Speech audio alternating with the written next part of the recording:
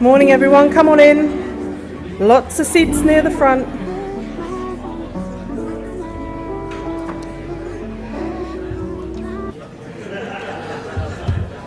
Come on in everyone.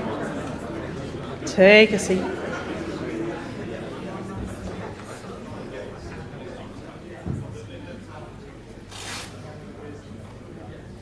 We ready to go with the live stream and everything?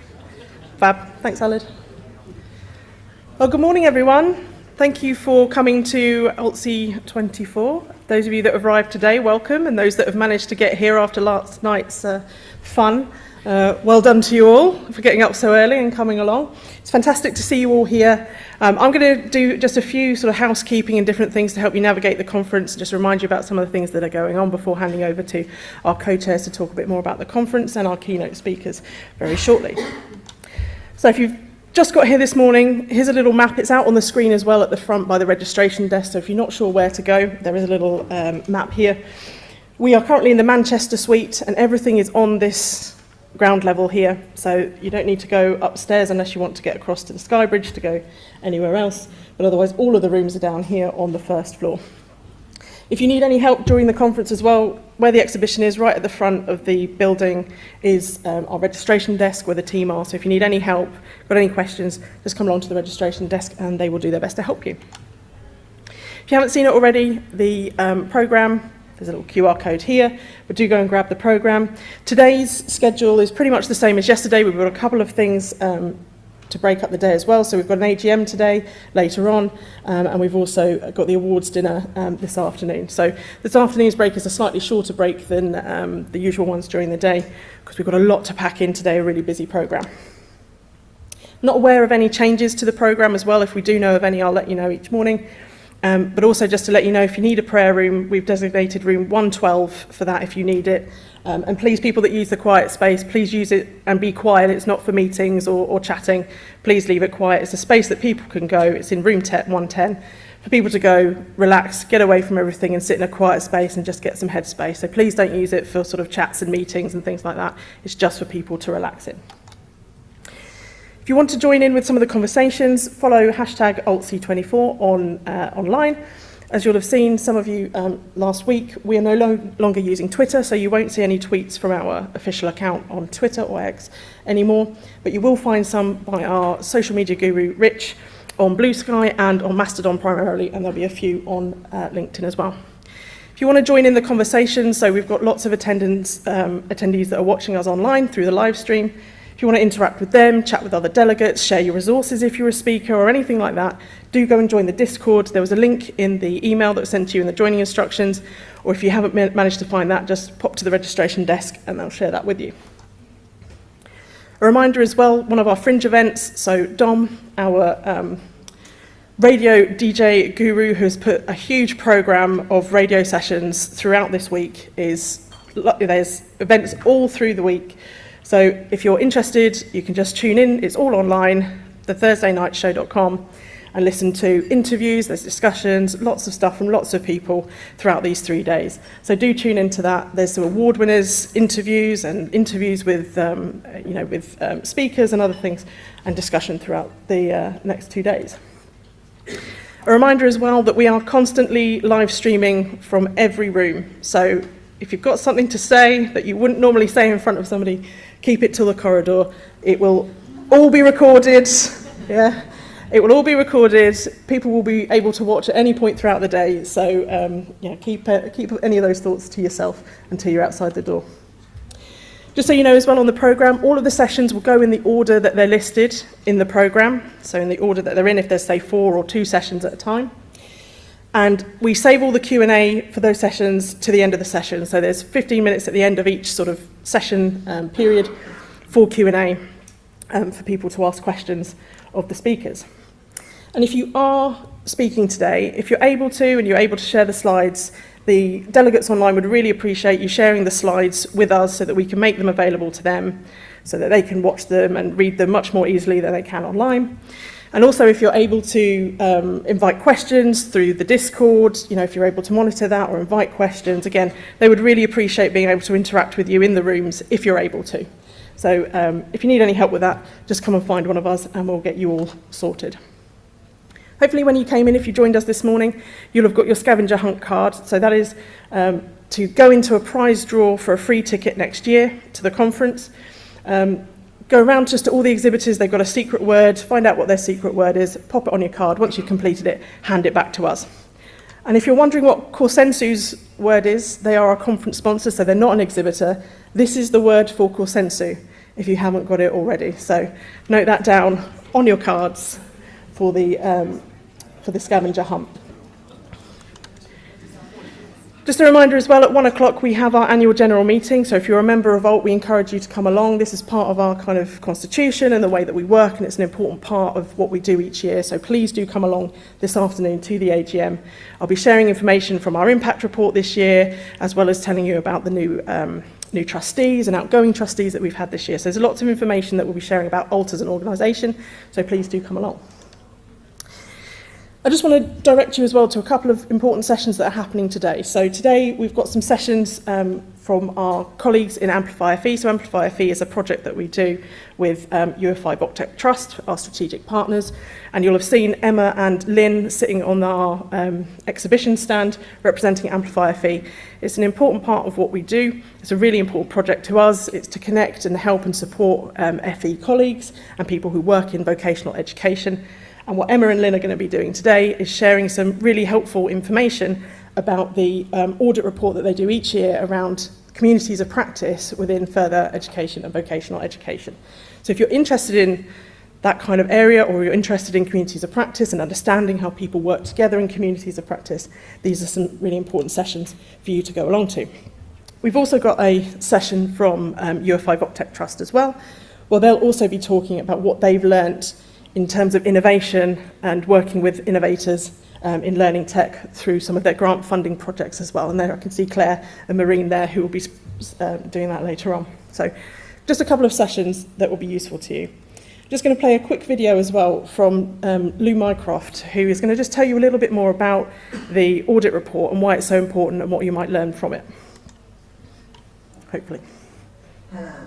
Hope you're having a brilliant time there at the Alt Conference in Manchester. I so wish I could be with you, but I'm not going to miss my son's graduation. So it's great to have a moment with you. I'm writing the foreword for Amplify FE's Community of Practice Sector Audit Report 2024. 5 years, 5 reports, can you believe it? And once again, it is mapping a landscape which is affirmative, imaginative and generous, something that FE has created by itself, for itself, with 371 communities mapped. There's change, there's always change. Twitter, X, is seeing an exodus, and who knows where FE will take its communities next, but they will thrive for sure. I know that, because we found a way together of making sure that social media is used for social good. Have a brilliant day. So if you're interested in communities of practice, go along to the sessions that we've got going on today to hear more about what they've learned from the communities of practice around Amplify FE. A reminder as well that tonight we have our big gala dinner and awards ceremony, so please do come along. If you're unable to come along just to help us limit waste, please just let us know at the reception desk. We want to limit waste as much as we possibly can, but hopefully I'll see lots of you here tonight for the gala dinner and for the awards ceremonies. And we will be joined by Britpop United for some live music as well. So if that's your cup of tea, a bit of live music, some dancing, then do come along tonight as well. Oh, twice. Just a thank you to our exhibitors, our sponsors, our partners for helping us put this together, particularly to Anthology, our headline sponsor, who've sponsored us significantly this year, and to everybody else who helps us make this happen, and VVox, our audience partners, who will talk in a second. Big thank you to the committee, conference committee, if I can remember what they are, and all the people that put lots of their time and volunteer to put this conference together. Now I'll hand over to our 2 co-chairs who have designed the theme for this conference and put this programme together along with the conference committee. I'll hand over to Scott and Diane to introduce the rest of the day.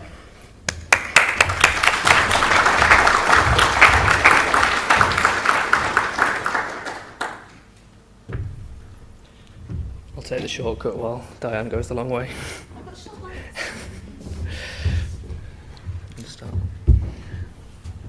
So, good morning everybody. Welcome to Manchester and day 2 of the conference. I'm Diane Bennett. I'm Teaching and Learning Manager for Distance Learning at the University of Manchester, working on transnational education postgraduate programmes. And I'm Scott Farrow, Head of Digital Learning at Edge Hill University. Welcome back, if you're back for your second day. Welcome to all of our delegates online, and also welcome to our new participants that are joining us just for today as well.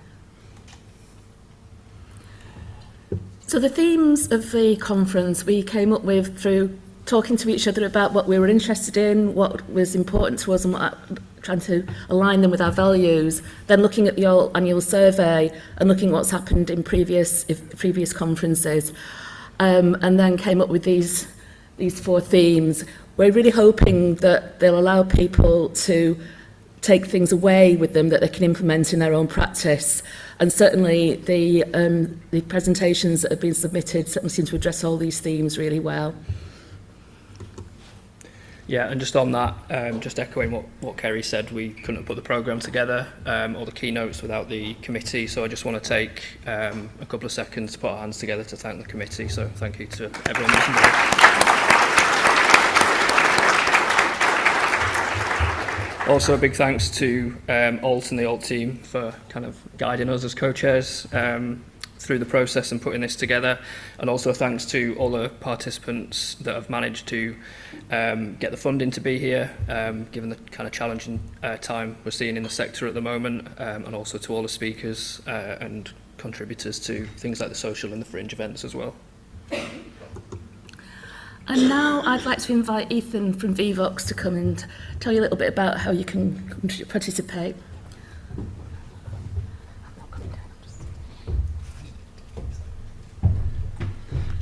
Thank you very much, Scott and Diane. It's great to be back here for day 2, and it was really great to meet everyone that I met yesterday, and familiar faces and new faces as well. I'm looking forward to meeting lots more of you today. If we could switch over to VVox, there we go. So I think you know the drill by now. Scan the QR code, or there's kind of little notes on your tables to join the VVox session for this room. Now, if we can open up the first poll, it would just be good to see where everyone has travelled from to get here for this conference. So this is a pin-on image, so just tap in where you've travelled from to get here and press send. Apologies to anyone that didn't come from the UK or Ireland. I can see a thumbs up from Chris in the back there. Sorry, Chris. So yeah, let's see where everyone is coming from. It should be dotted around. What we've also done is, once we've finished up these couple of polls, we've opened up a quiz. So there should be 3 tabs once the polls have closed on the top of your VVox app, and the last one on there is a survey tab. If you open that up, there's a little quiz in there, and if you win the quiz, then there's an opportunity, or you will get a free ticket to next year's event. So do take part, because there's free things to win. Okay, what have we got? Yeah, nice and dotted around. Yeah, it's nice to meet some colleagues from Ireland again and catch up. Wow, some very north of Scotland. That's Shetlands. Excellent. All right, let's close that one up, and not sure what's happening there, but let's close that one up and move on to the next one. So, as everyone knows, it's the gala dinner tonight. So, what's your guilty pleasure dance song kind of request that you would like the band to play?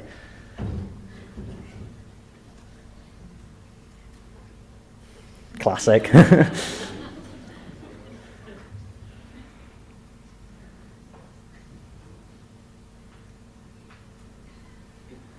Mr. Brightside, yeah. Anything by ABBA, yeah. Venga Boys, nice.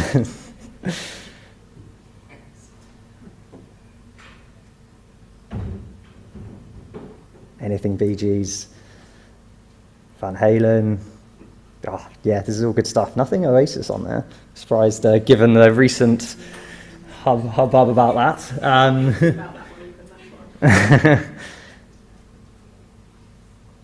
There's someone has requested it's reading men, and that might be a typo, but yeah, well that's good. We'll have to share that word cloud with the band later, and yeah, hopefully they've got some YMCA ready to play. But yeah, thanks everyone. Thanks for taking part, and yeah, looking forward to chatting to even more of you today and seeing you all at the gala dinner later. Thanks everyone.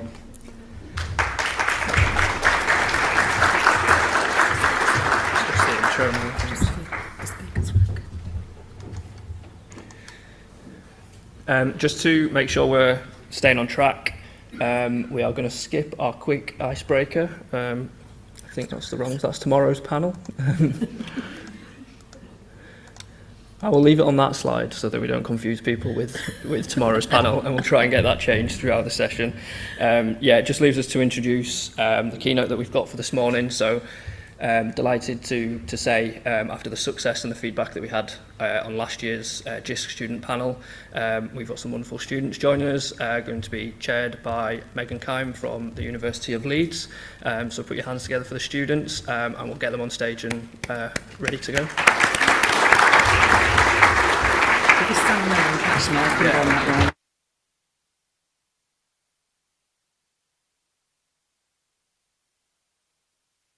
Just check if this is on. Yeah, it is. Perfect.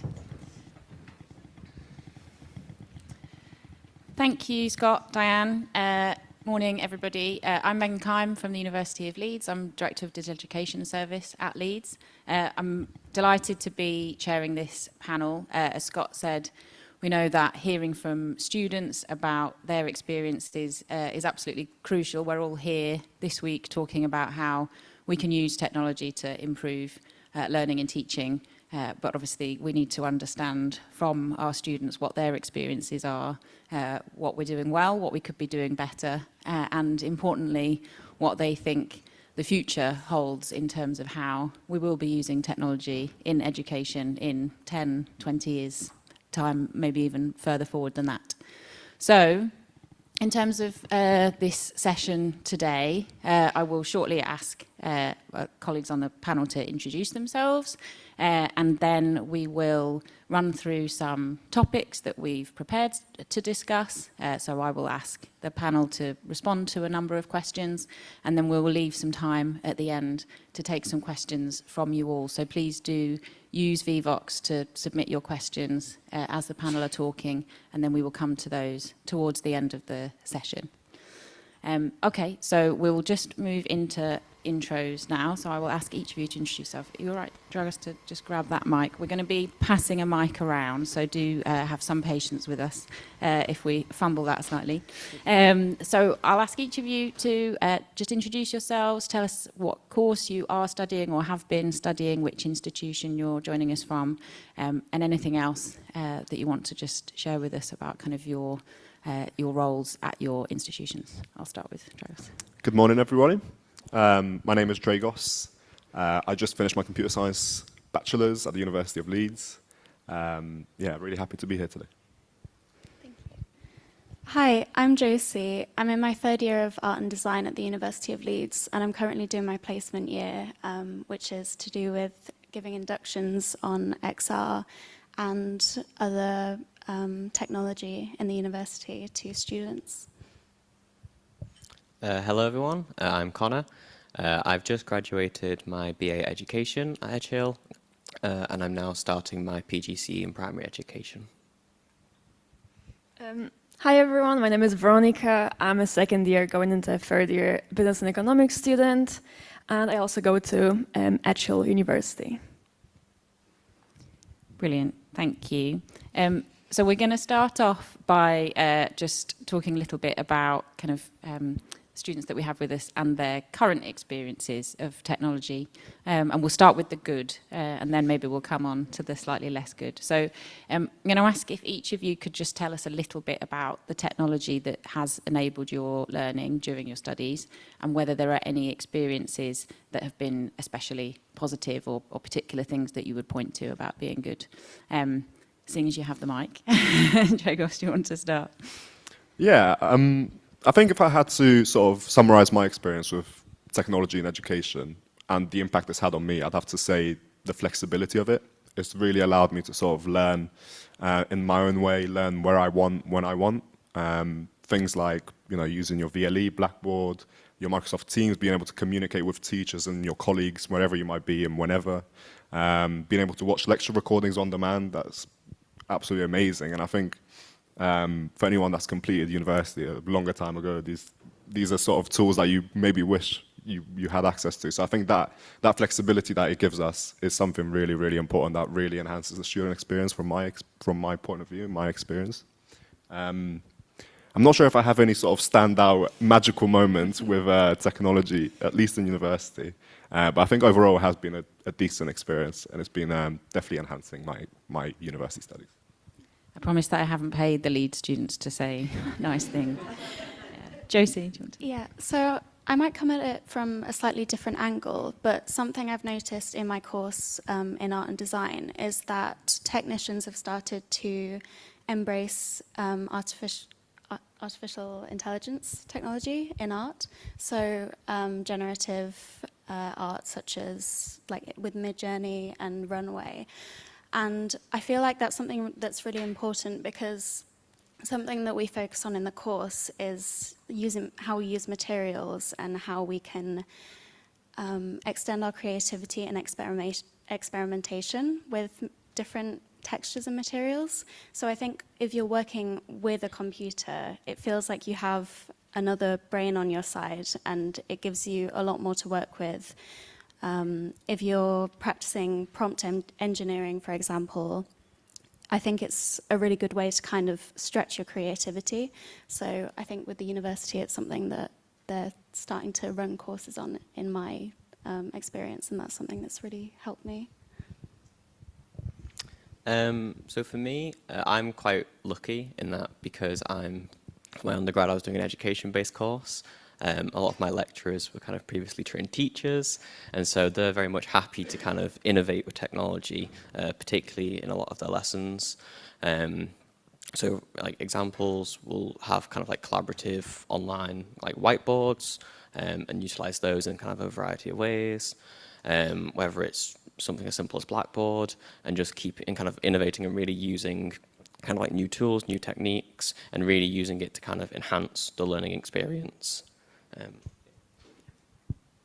And as mentioned before, the learning tool that I use most frequently is Blackboard Ultra, which enables me to find learning materials in my own free time, as well as slides uploaded by lecturers, or video recordings of the lectures with all the side notes being uploaded there as well. But also what I find really useful is LinkedIn Learning, especially because it doesn't only cover the learning and the curriculum in my course, but also anything else I'm interested in, anything from the outside. And all the courses there will be very much increasing my employability in the future. That's why when it comes to LinkedIn Learning, I feel like that's my go-to learning tool. Do you want to hang on to the mic, Veronica, and I'll ask you the next question. So it was really great to hear about all the positives about how technology has helped all of you in your studies and beyond. But I'm sure that there were some things that could have been better. So could you just tell us a little bit about if there's anything that you think would have improved your experience with technology in your course or your program of study? When it comes to my course and my experience, I feel like designing lectures to make sure they are more interactive, more engaging, would be the main key, the main thought to actually focus on. Because that's what actually makes me pay attention, and the more engaged they actually keep students, the more they draw out of the lecture. And I feel like sometimes when it comes to lectures and just listening, it's really easy to lose focus. That's why just integrating tiny things like different tasks, group tasks, or like some sort of questions that actually integrate other students, that would be something I would very much look forward to. However, when it comes to learning technology, I know this could be very personalized and and modify it in that way to make sure it's very engaging. I feel like when it comes to learning technology, it's also about education, and it's all about educators collaborating of the different learning technology materials and tools. That's why I feel like when it comes to educators, that's where the focus should be on, to make sure that it's very well integrated into the course. So for me, I think maybe one of the kind of challenges that comes with kind of technology is how it's integrated into learning. Mainly because I feel like sometimes it's, I think the best way to explain it is sometimes people are a bit too kind of maybe hung up on innovating and really trying to kind of push things, when sometimes kind of simple can be better. And so if we're looking to add kind of technology, sometimes it's a matter of, do I actually need this technology? And if so, what is it adding to the learning experience? You don't want it as a form of kind of tokenism, where it's just being added for the sake of, you know, doing something new, doing something different. I have kind of a similar point about like engaging students through online learning. So I think with the use of Microsoft Teams lectures, something that the uni is kind of moving towards is making certain classrooms like a hybrid style learning space. So having screens around the classroom so that you can actually see the students who are online. I think that would help them feel more immersed in what's being taught, and like they're kind of more involved and their opinions are important as well. Because I think when you're behind a screen, it feels a bit like maybe you're separated from what's going on. So I think that's something that could be used more in the university. I think going back to what Connor said about the number of tools that we sometimes have, if I had to pick something that I think could be improved in the short term, it would be that integration of different tools that we might use at university. So I'll give you an example from the University of Leeds, and this is where you'll be able to tell I wasn't paid. But there's at times we're using loads of different tools which are doing more or less the same job. For example, Turnitin, Gradescope, but also using Blackboard assignments, which are, from the point of view of the student, very much doing the exact same thing, right? So why is there 3 different tools which are not very well integrated? So if there was something that we could do to sort of integrate those better, or minimize the number of different tools that we use, I think that would be a good first step to improving our student experience. And then aside from that, just sort of making sure we're making proper use of those tools. Again, a little similar to what Connor said, to really get the most out of them. Yeah. Brilliant, thank you. I wonder if you just follow up. So, Monica, you mentioned the importance of things being engaging and maybe opportunities for technology to help with that. I just wondered whether anyone has examples or kind of suggestions of where you might have found technology to help your engagement kind of in a class, or if you have also had sessions that have been online, whether there's been anything that's helped with engagement in that way. I would, for example, mention Vivox, because I've used that before, and I feel like it's actually a great way to ask questions throughout the session, because students don't really like raising their hands and actually sharing their voice in front of everyone else on their course. And that's why Vivox is a great option to ask questions, to have some small tasks that also keep students engaged and pay more attention, as sometimes just answering a question is something that keeps you, that makes you listen to the actual lecturer, and also cooperate with them. I think for me, sometimes really effective design can really help with engagement. So for example, over summer, me and Veronica worked together at Edge Hill on a student internship, where we were developing a lot of Blackboard spaces for the new academic year. And during that role, we kind of realized just how important like the design of these online spaces actually is. Because when we were looking over some of the kind of previous years academic like online spaces, some of them were kind of like a bit disorganized. There was like random files just in random folders, and I mean we were struggling to kind of copy them over because we were like, well, where should this be going? And so, you know, God help the students who actually need to know where it is in these folders. And so sometimes, like, if there's this kind of mystery of, oh, where can I find this thing? That can often lead to kind of disengagement in students. And so really making sure that it might seem obvious, if a folder is labeled assessments, but, does it maybe require a description saying this is also where you can find assessment help, assessment support, and so on and so forth? Yeah, I really agree with that. As a student, solely from a student perspective, actually, I think I've seen how we use PebblePad for some of our essays in my course, and I think the way that it's set out makes it a lot easier for students to learn about structuring an essay. Even though it doesn't really mention it, it's just the way that it's programmed, I guess, that would teach students something that maybe they don't even realize they're learning just solely through the organization. And I've seen for the same essay, students who use that technology would find it a lot easier to plan out and write their essay rather than students that just go into Word. So I think, yeah. I think I don't have anything else to add here, so. That's great, thank you all. Okay, so we've talked a bit about your current experience and the good and bad with that.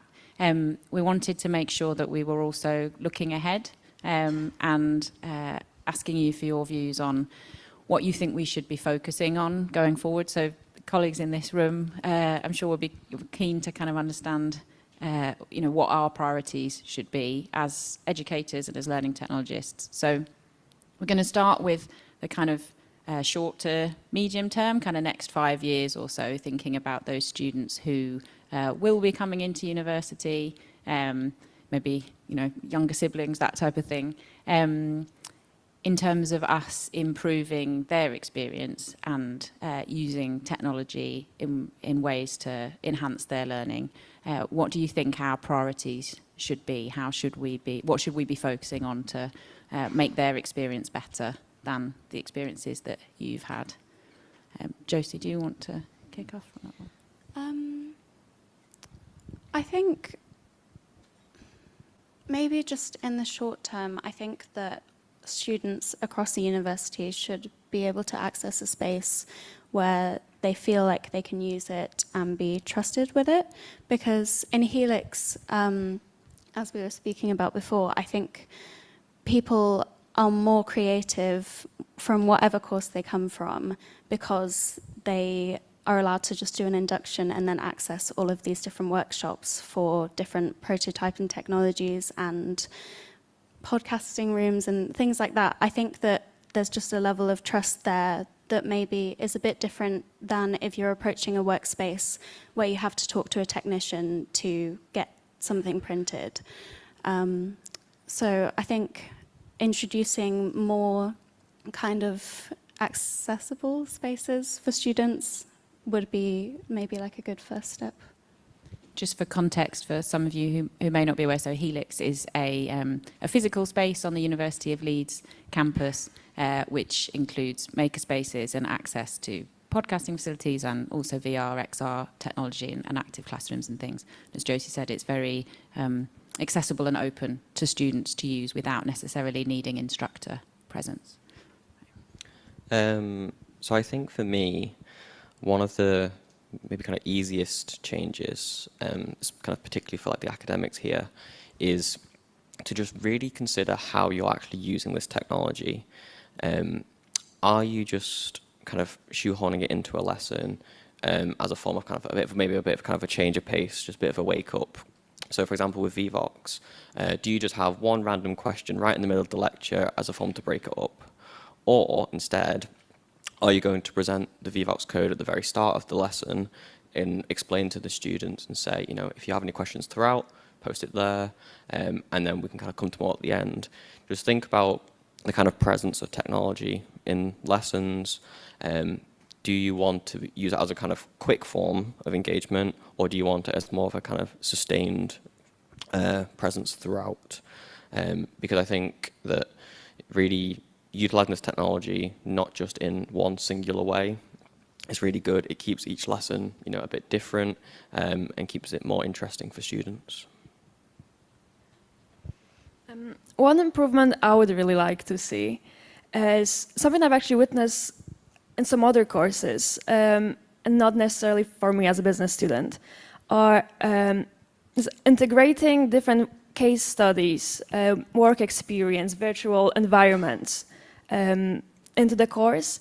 Because when it comes to learning technology, it's actually possible to arrange this experience and the actual work environment to make sure that students get the feel of what it would feel like to actually work in a specific environment. I've witnessed that in policing, for example, different STEM subjects. That's why maybe it will be a bit easier to integrate that with different courses. However, when it comes to business and my case, I feel like different environments and introducing students to different platforms that students will be using later on while they're working. I feel like that would be a very, very great benefit to actually get that hands-on experience with different virtual environments. Thank you for passing that along. I'll actually start off by almost apologizing before I go into this, because I feel I'm going to talk to you a little bit about AI and what my view is on that. But I feel like, especially in education, that's been, for the past year or two, has been very much the focus, and getting a little bit boring maybe at a point, so I'll keep it very short. But my point of view is that in the next 5 years, I do believe that institutions, especially universities, will have to make use of AI to not only improve the student experience, but also improve staff and academic staff experiences as well. I think the benefits that I could bring from both an accessibility point of view for disabilities, different language barriers, different time commitments that different students might have, and working around that flexibility to support students academically or administratively, using AI, you know, on demand and whenever you might need it. I think the benefits of that are really just so great that to me, it makes no sense to not sort of go into that. Obviously, that needs to be done carefully, and we make sure that we implement that in the right way. But I think that has to be something that has to be a focus in the next 5 years. I'll stop rambling on about the benefits. But I think another reason it's so important to do this is in the next few years, I think it's going to be more and more of a requirement for the workplace that people that go into that workplace have some sort of AI literacy, are comfortable with using AI, and they know how to use it properly. And I think one of the best ways to do that is to expose students to AI at the university level in their studies, give them different tools, and just let them experiment and sort of learn about it, so that they're ready when they ultimately finish their course and join the workforce, I think. Yeah. Thank you. Maybe we could just follow up on that and just ask what your experiences have been in terms of how much have you been using, if at all, AI tools kind of to date. Just, I think it's sometimes there's a perception that maybe all students are busy using AI and are much better at it than maybe we are, and that's definitely the case with some people, but it might not be with everybody. So just very briefly, is there any particular kind of experiences that you've had so far with using Gen AI that you wanted to share? So I've not used AI too much, but something I kind of will say is that when I have used it, I've been very kind of purposeful about utilizing AI, not as a replacement of learning, but as a kind of facilitator of learning. Making sure that AI isn't replacing my learning, but instead it's further kind of enhancing it. So using it as ways to, in a way, the best way I can kind of explain it is I'm prompting AI for AI to basically prompt me back and give me kind of new ideas and new thoughts that will basically further kind of basically further improve what I'm actually wanting to do. I actually very much agree. I feel like all students at some point tried asking AI to compose the entire essay for them. And obviously I have tried that too, but just to experiment with it. And to be honest, I didn't like the results. I could very much feel the differences in language, the different approaches taken, the lack of critical thinking. So I wouldn't really rely on it too much. But when it comes to generating ideas, it's actually great. Whenever any student is stuck, you can just ask AI to help you with generating more ideas, or to actually find a new approach, for example, but I would still just use it only for this extra step, this motivation, extra help and assistance rather than completely relying on it. As I haven't really had great experiences with completely relying on it, as it's not human after all. Therefore, I would very much just push myself into critical thinking rather than using AI for that sort of assistance. Yeah, I agree. I think that I see a lot of students now, especially in my second year, there was a massive rise in people just saying, oh, I'll just use AI to write this essay. But I think that maybe if we had a few lectures surrounding how to actually make your prompt more productive, it would be more helpful, because mostly essays are graded, like you said, with critical thinking being very important and depth, and AI is often the way that students use it takes away all of that depth. So maybe using it more for kind of editing down your essay, coming up with ideas, or yeah, I think that there should be ways that it's taught in the university space instead of just pushing it away. Maybe. Yeah, I think everything that's been said so far is really, really accurate. Some students might rely on it too much, and that's where that danger comes in of, you know, you're not actually learning much, you're just getting your answers. So I think being able to use it in a responsible way and in a way that actually helps you develop and helps you learn is something which is really important. There was a survey recently done by someone called Digital Education Council, which found out that 86% of students do use AI in their studies. So it's obviously such a big proportion of students that are using it now, which is another reason why I think institutions need to sort of be proactive in this and help students, as you were saying, with maybe different classes, how to do prompt engineering or how to use AI to the best of its abilities, or maybe providing tools which are almost made for that academic setting and built for students. So something as opposed to ChatGPT, which gives you answers, maybe a tool which, instead of just giving you straight answers, walks you through, as you guys said, through the steps of, okay, how do we write this essay? What might we want to focus on, structure, other things like that. So sort of helping that learning journey instead of skipping the learning journey, I suppose. Fantastic, thank you. We're now going to think a bit further ahead, get kind of crystal ball out, and ask if you can think, if you can imagine, I think it's an imagination task, what do you expect digital learning will look like in 2040? So students who are coming to colleges and universities then, how will they be using technology in their learning? Have you got kind of anything that you would point to or expect? I don't know who wants to kick this one off. Yeah, I mean, I don't know if we're going to look back at this in 2040 and maybe remember it and say, oh, that was a bit silly to mention that. Yeah, I suppose it's really, really hard to think about what that might be like. I think if there was anything which seems interesting to me that might develop by that time is VR and AR.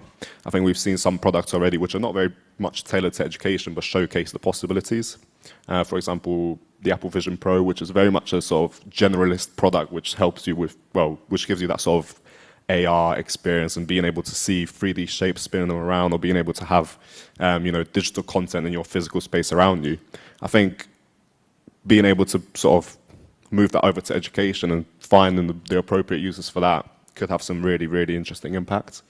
Being able to see maybe intricate 3D models of, I don't know, a skeleton or something which you wouldn't normally be able to just see like that. Being able to use those technologies to do that could be really interesting. Yeah, I was also going to mention VR, because I've listened to some talks by different staff in the university about how it could be helpful in their courses. And I think there are so many different ways that it could be used for like immersion and visualizing things that would be less accessible just in the classroom.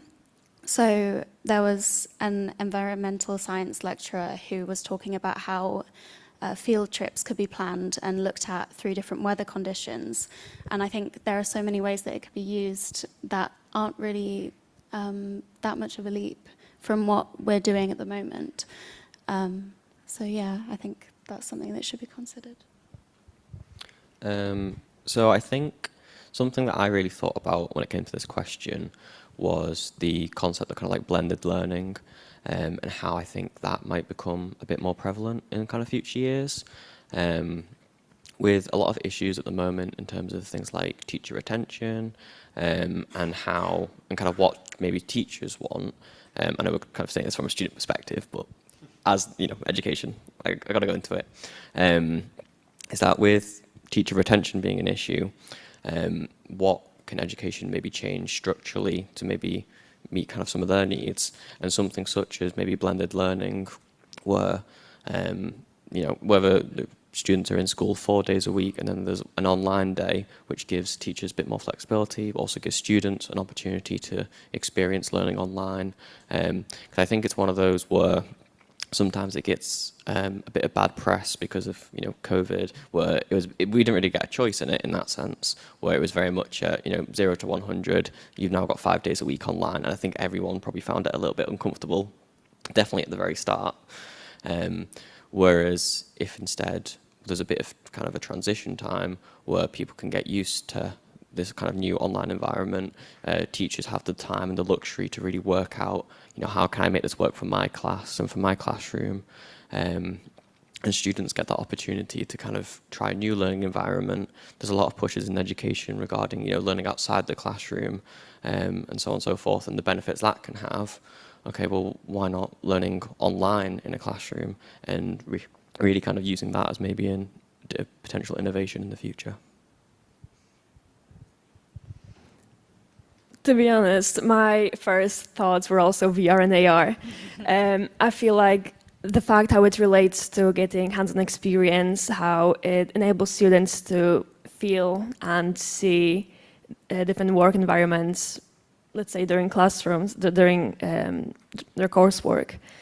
That would be something great. But also what I would love to see more of in the future is adaptive learning technology, which is technology that will keep track of students' progress, analyze their performance, provide some feedback in real life time, but also making sure that the student experience is more personalized, to make sure it's more interactive, and to make sure it's easy for students to engage. Because if the learning technology could be more suitable for students will enjoy it more, and also they will draw more conclusions from it. And since we know there's a lot of different approaches towards learning, if tools existed that could suit students and their learning approach, I feel like that personalization would benefit everyone and leave some great results when it comes to students and how much they actually take back from the classroom experience.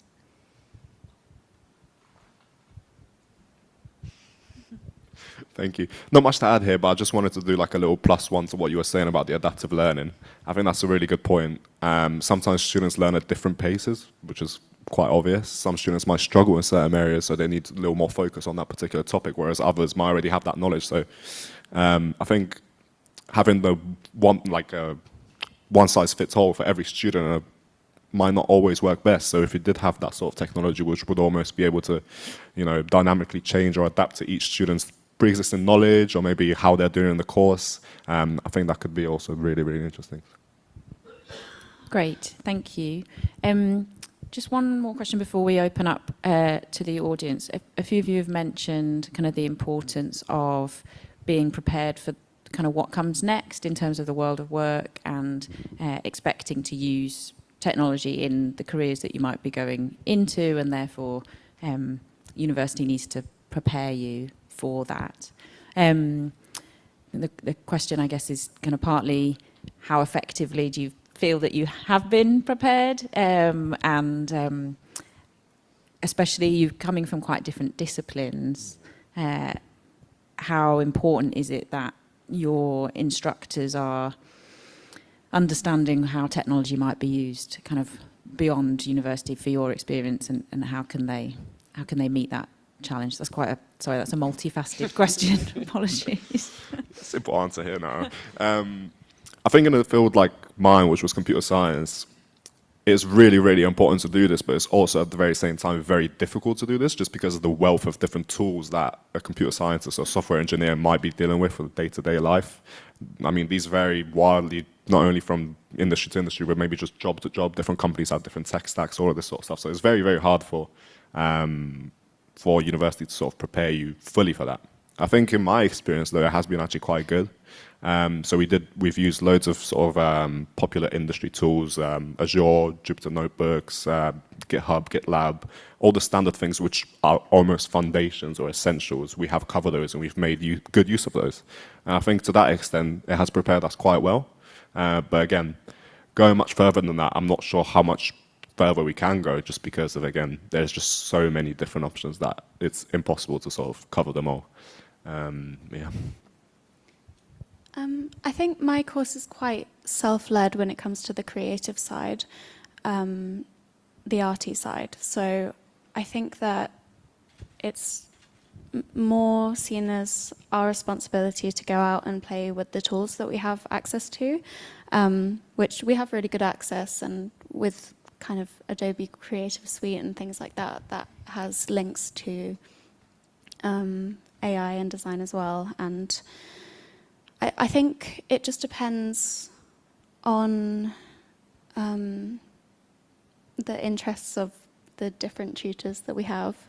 But I have got most of my experience of it from these additional courses that we have to do with my modules. So yeah, I think it's good. There could be more, I think. So at Edge Hill, there is quite a big focus on employability. So a lot of the courses at Edge Hill are actually designed with something called graduate attributes in mind. So they cover kind of a lot of key skills that they want all of the graduates to leave with to basically set them up ready for the world.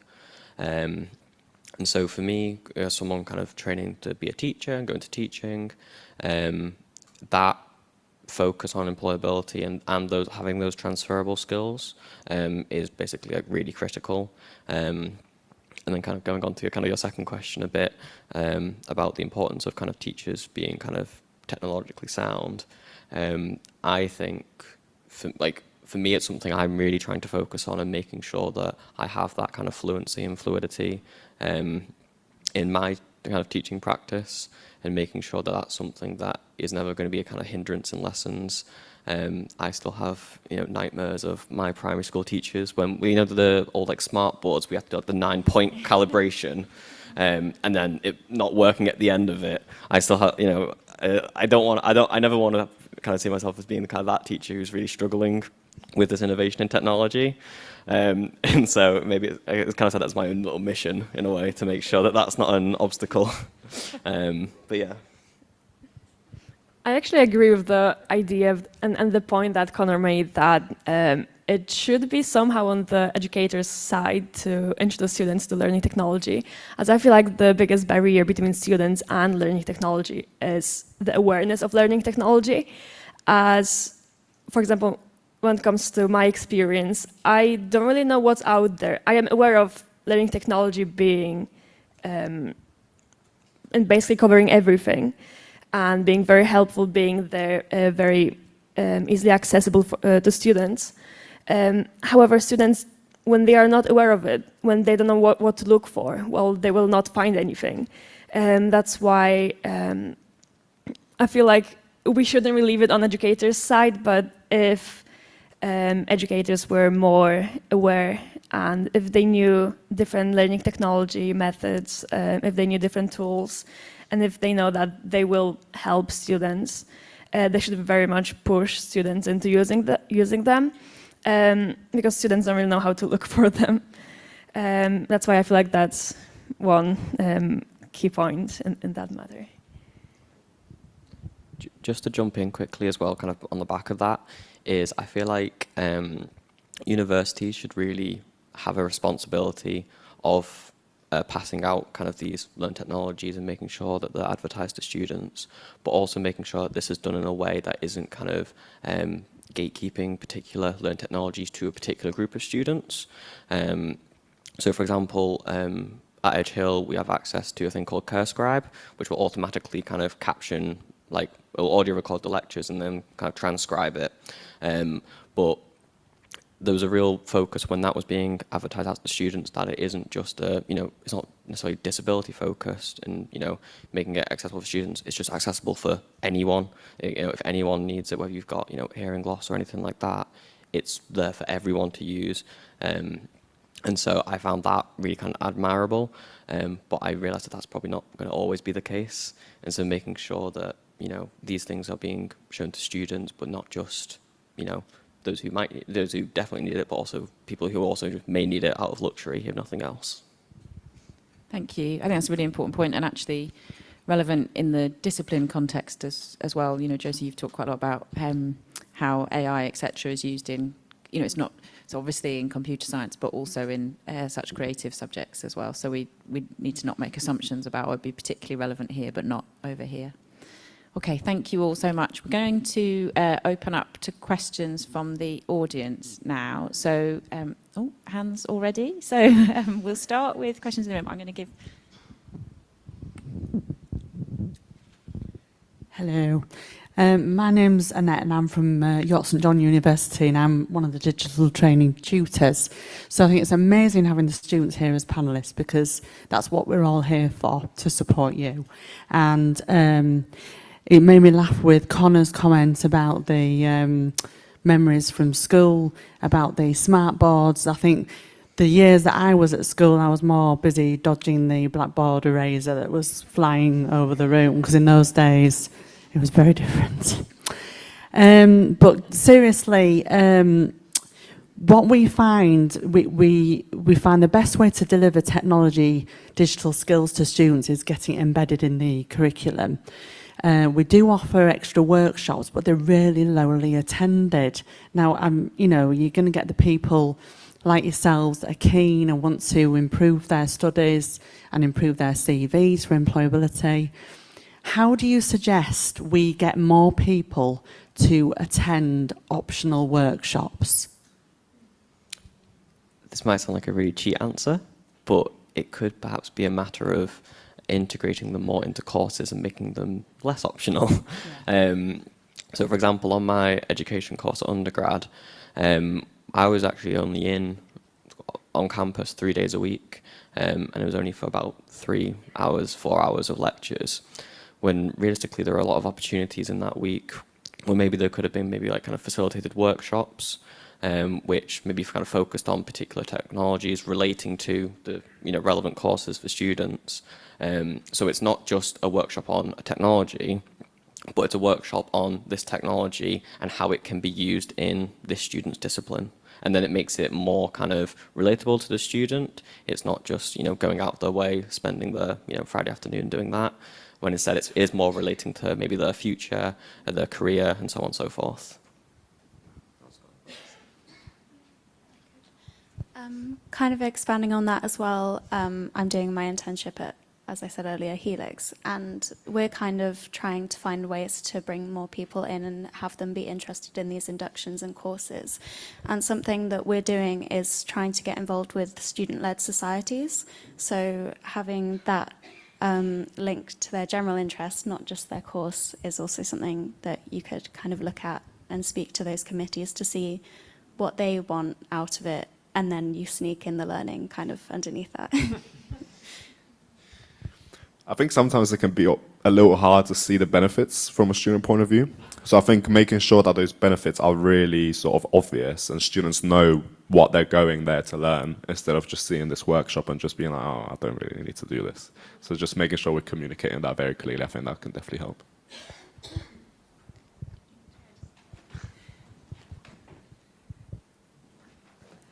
I actually very much agree with what just Drago said. When it comes to students, first of all, when something's not compulsory, I don't think they will attend.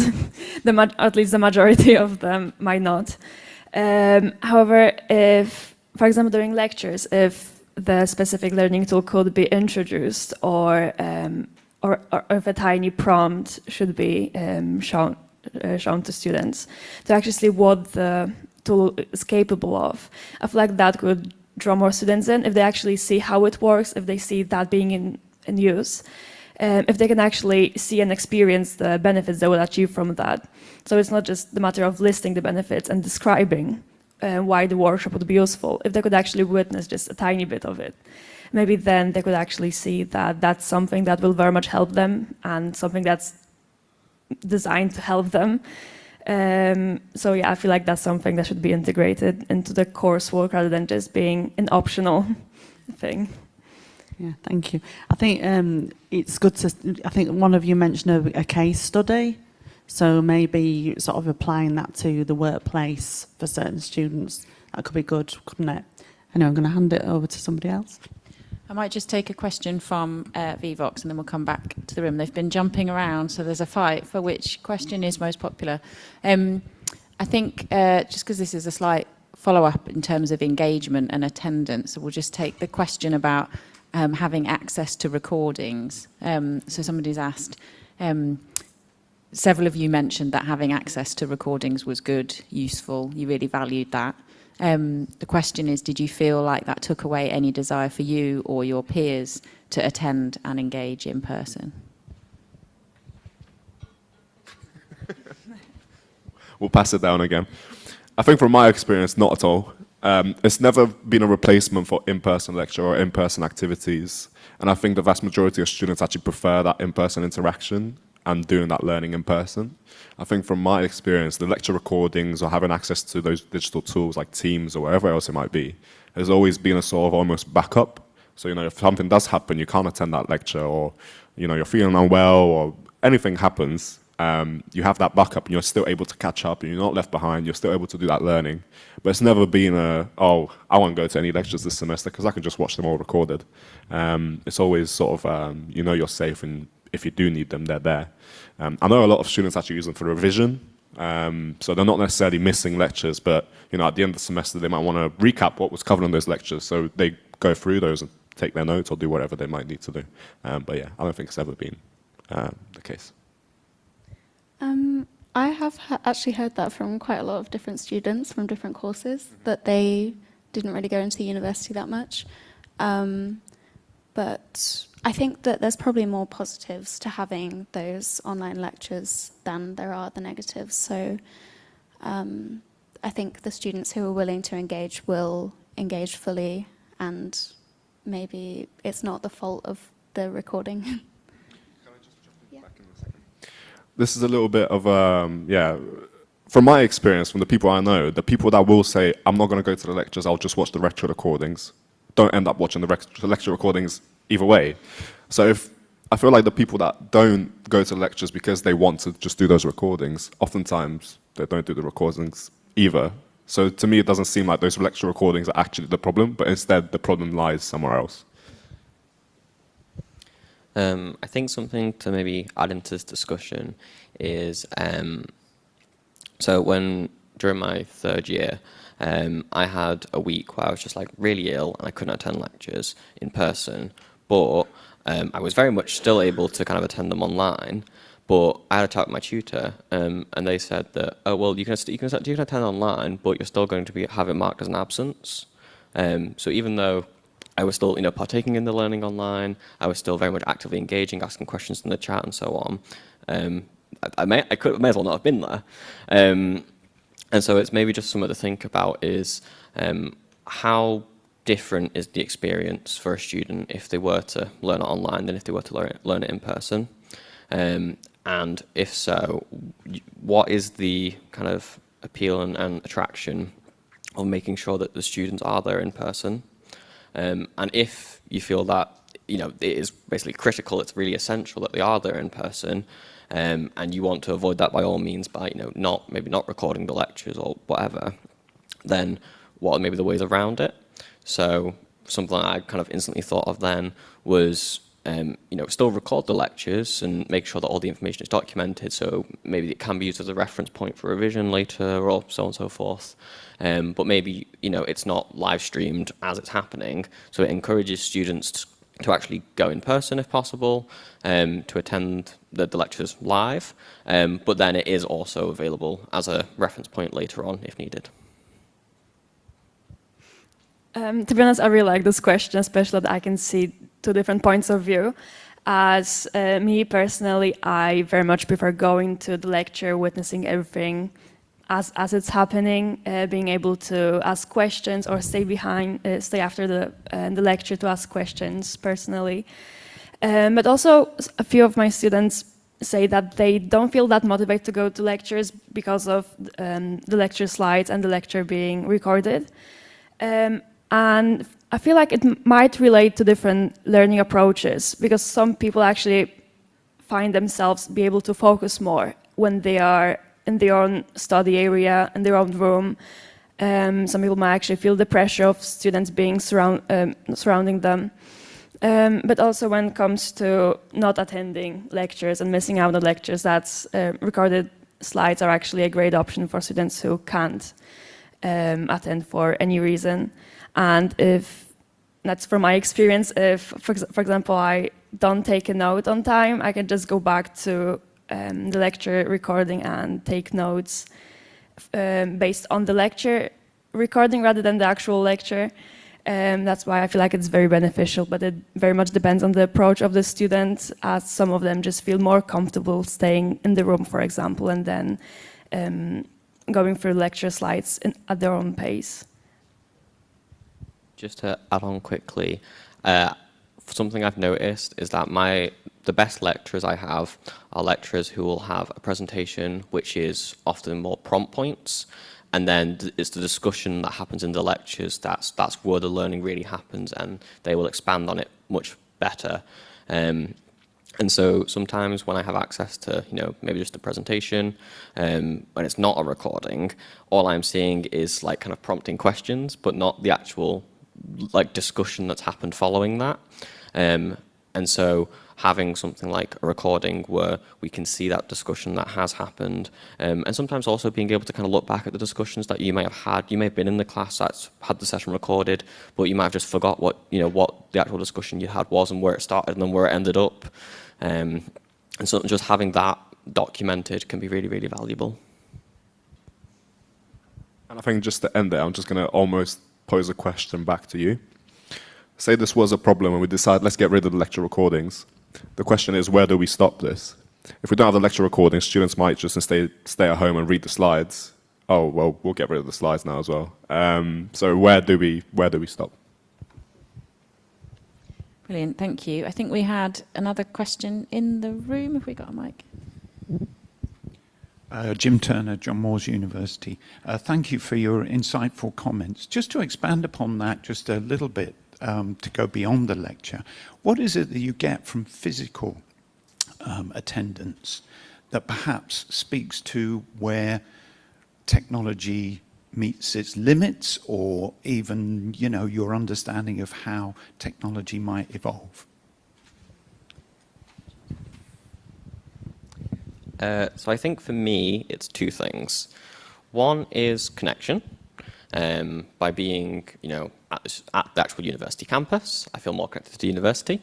By being present in the lecture, I feel more connected to the lecturer themselves. I feel more connected to my fellow students, and I feel a bit more kind of a sense of belonging in the course, I'd say.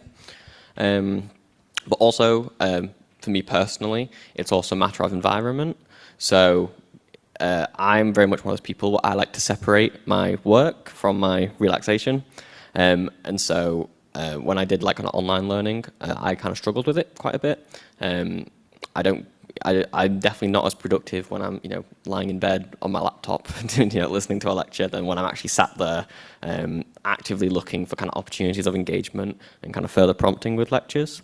And so, yeah, I think probably the main two things is kind of that communication, but also that kind of new environment of, this is where I'm going to work, this is where I'm going to learn, this is where I'm going to learn to be successful.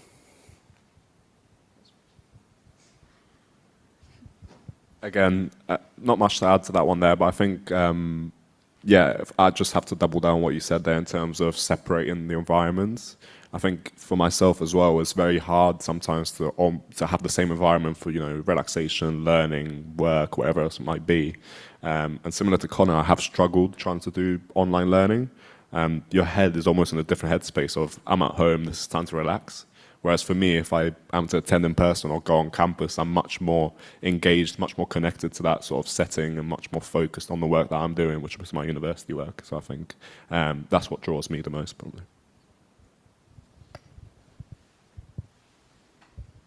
I very much agree with the environment point, and the fact that you actually have to be very much focused, especially that during seminars, for example, you can be picked up on. Someone might ask you a question, and if you're not paying attention, then you don't even hear the question. But also there is the matter of the social awareness and the social aspect, being surrounded by students who are also listening, who are physically next to you. I feel like that's also a very important aspect, because sometimes seeing and talking to other students and realizing that they also find some other concepts, for example, confusing, that's kind of reassuring, because it's not like students are meant to get everything right away.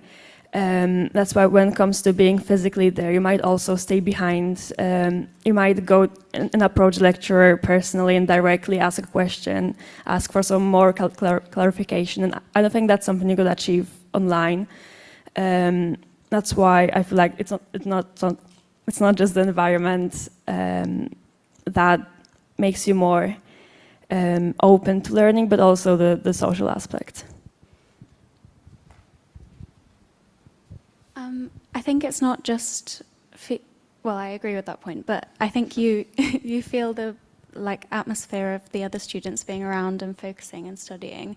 But if you have a seminar that's really trying to engage the students to come up with their own opinions about what's being spoken about, you might just have a recording of the lecturer watching the students speak. But if you were there in person, and you can remember who was speaking and other people's reactions around the room, then using the recording later on as a tool will help you kind of feel that atmosphere again. It's not really something that I feel is that engaging for me if I just solely use the recording, because it won't really jog my memory of how other people were responding to these points. But maybe that's more of to do with seminars and when it's more of an open discussion rather than just a lecturer speaking. Brilliant. I know we've got loads of questions, but I think we've got time just for one more. So we have a question from Vivox, which is a popular one. So just going back to the topic of AI, we talked about the importance of students being supported to understand how to use AI, and that's obviously really important. The question is, would you expect instruction on using AI to be delivered by the university centrally, or would you expect it to come from lecturers on a subject-by-subject basis? I think that it should be by your lecturer, because every course is going to use it really differently, and you still need the expertise of that staff member, not just somebody who is really attuned with the technology. So I think giving kind of open, more flexible courses to staff would be good, but then having them use their own expertise for that subject and that module would really extend that kind of learning experience, I think. Yeah, I think your point there about sort of subject matter expertise and being able to tailor that AI learning to really what your degree is and what your area is really important. I think it almost has to be a mix of both university involvement as well as lecturer involvement. And going back to that whiteboard sort of analogy, if we have some guidance from the university on what AI use looks like and what we want to achieve by using AI, and then that's passed down to lecturers who then add in that subject matter expertise and really tailor it for your course, I think that could be a good mix of both having that expertise of generally AI and how to use it in a good way, as well as how do we tailor it to computer science or how do we tailor it to art? Because obviously those two are two very different subjects where we're going to use AI in very different ways. So yeah, a little bit of a mix. Yeah, I very much agree with that point. I think maybe a good approach could be for the university to centrally maybe establish perhaps maybe kind of a baseline. So maybe university recommended practices for how students should be using AI, maybe kind of particular kind of AI-based skills in particular could be very much of use. But then I do think then it falls more so on the lecturers or on the departments and subjects to really then kind of cater that a bit more towards the particular discipline, and giving maybe knowledge that isn't as relevant to a wider audience. I feel like having sessions organized for everyone would be a good approach, but when it comes to ethics and AI in general, however, if these sessions could be more course-based and more personalized, more suited to students, that would be even a better experience for them. As, for example, we could be introduced to different methods of how to, for example, approach, like as business students.